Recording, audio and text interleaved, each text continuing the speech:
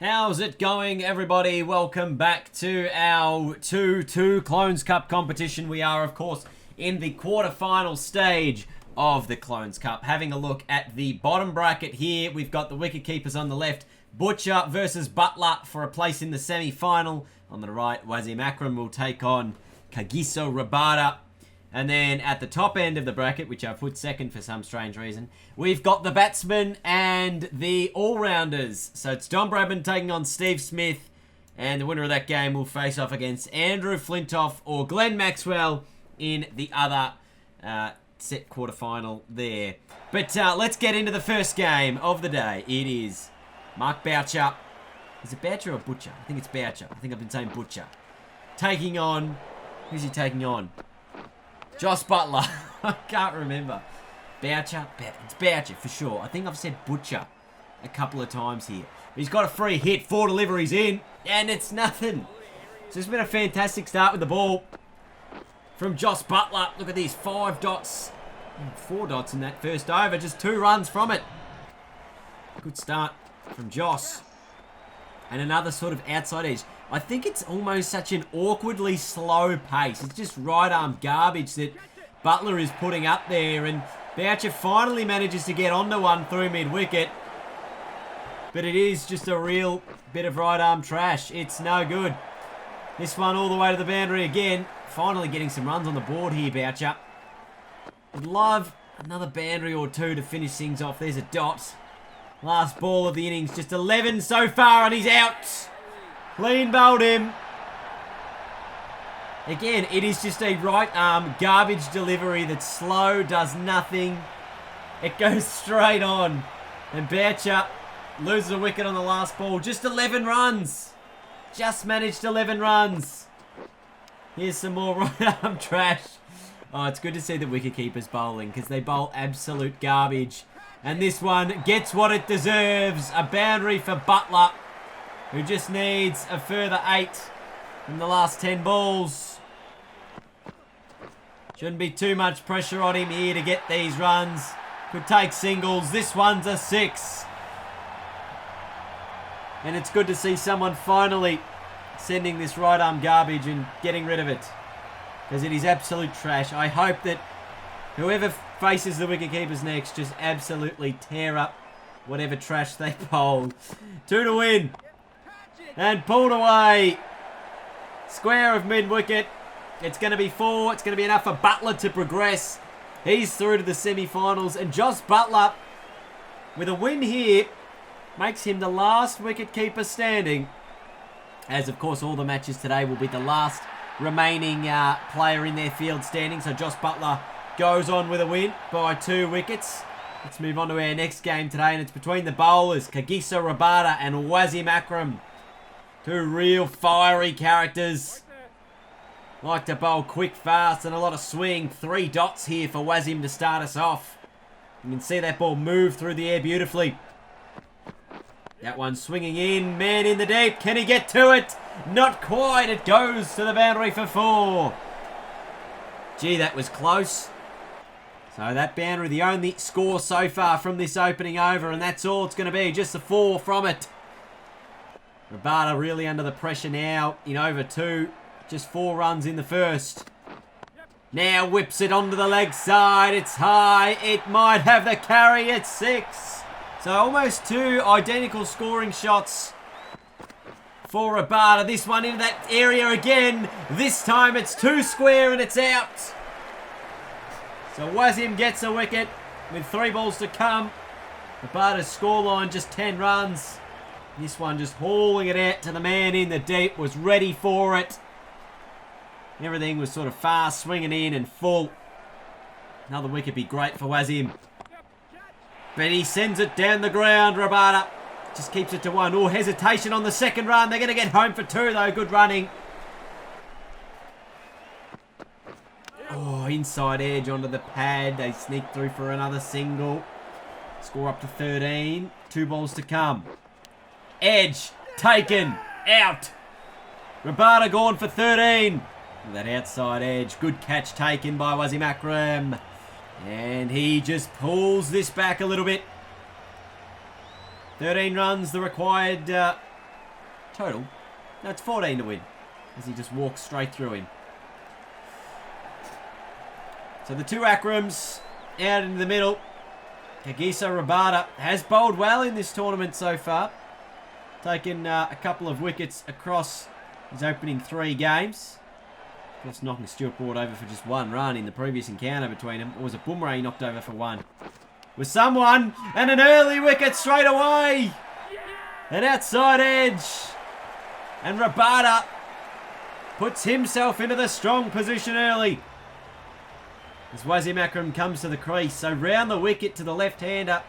One of the first times I think we've seen a round the wicket bowling in this tournament. And now over cover. Into the gap for Wasim. It's 4. So a good response. What does Rabada have in reply? Good dot ball. 10 from 9. Bowled him and out. Rabada wins. After knocking over Wasim Akram for just 4 runs. Rabada, the final bowler remaining. He's a very good 2-2 player, isn't he, Kagiso Rabada? He's through to the 2-2 semi-finals. He'll take on Boucher, who won the first one. As we head over to Game 3 of our quarterfinals. It's Glenn Maxwell and Andrew Flintoff in an Australia v England showdown. The winner of this match will go on to face the winner of our last quarterfinal today, which will be, of course, Steve Smith taking on Sir Donald Bradman. Flintoff tonking that one down the ground, just the one.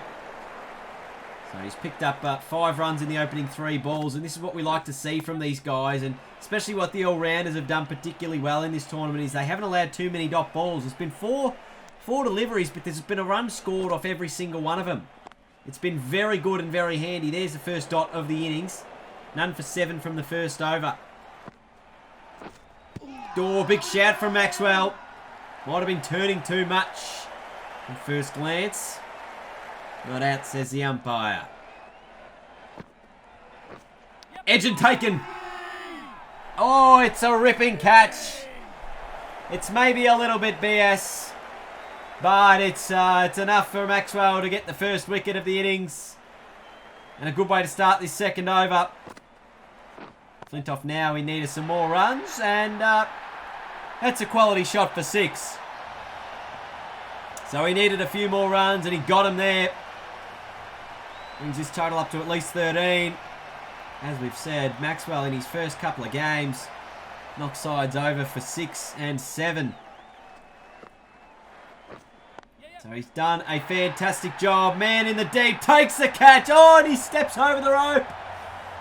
So 6 more to Flintoff with 1 ball to come. Gee, a little lucky there. You would have thought the fielding of Maxwell would have been fantastic. There, this time, no mistake, takes a catch. With that extra 6 runs for Flintoff, they could be big. Of course, this wicket off the last ball, the big switch hit, means Maxwell's taken 6 wickets inside his 3 games. I know it's off the last ball, but it's still handy. He does bowl quite nicely for the all-rounders. So the Flintoffs come off. The Maxwells come on. 20 needed from 12 deliveries. Short ball pulled away. Should be at least 1. They thought about 2, but they'll settle for 1. Good fielding in the deep from the Flintoffs. Over cover. Should be 4 and is 4. There's a man there, but he's just a little squarer than that. So Maxwell got it nice and fine. It's more of an extra cover region. Inside edge, and it's going towards the boundary, but it's just going to be 1. Good fielding there. The fine leg there is quite fine. Able to stop those inside nicks. Another short ball is pulled away once more. Man in the deep can get to it. Possible run out opportunity at the keeper's end, but good running. Maxwell with 8 off his first over here. And this one, does it find the gap? It does, but momentarily it lands safe. Picks up 2. 10 from the first. Maxwell needs 10 from the second as well to progress to the next game.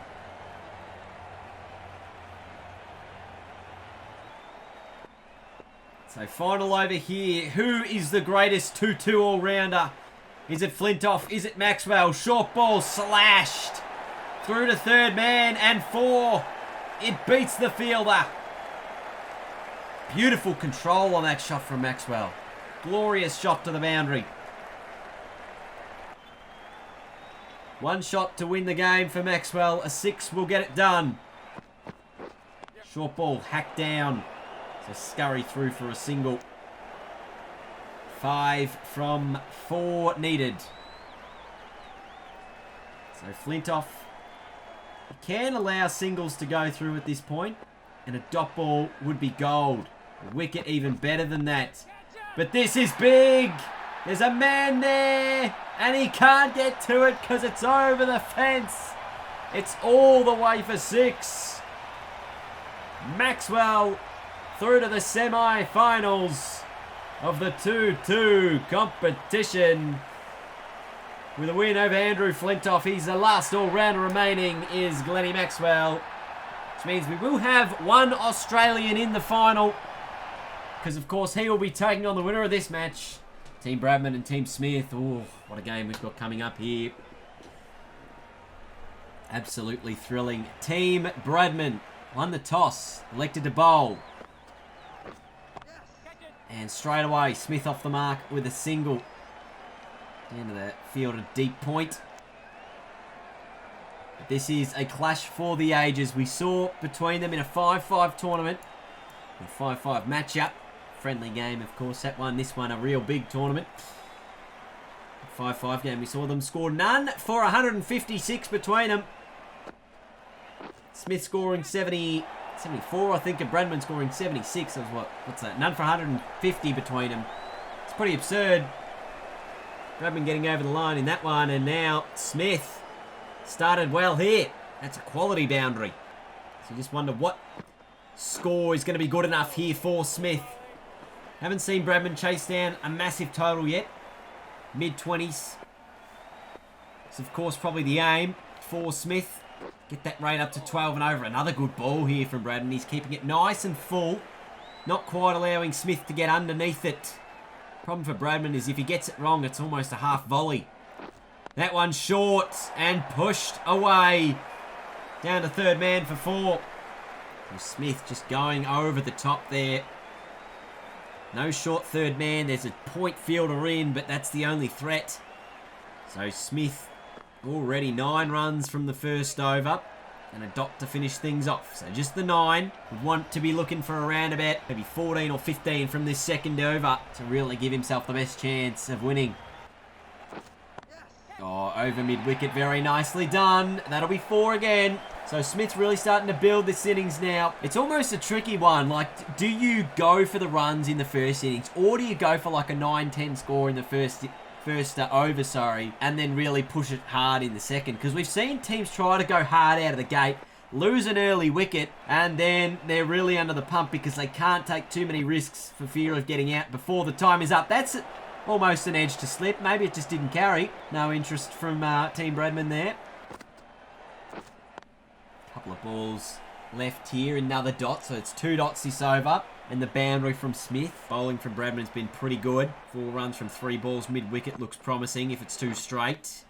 Tries to cut it down. Again, Smith. So another dot ball. Bradman very pleased with the way the bowling this over's gone. Just a 4 from the 4 balls. And 3 dots in a row. Pressure building on Smith.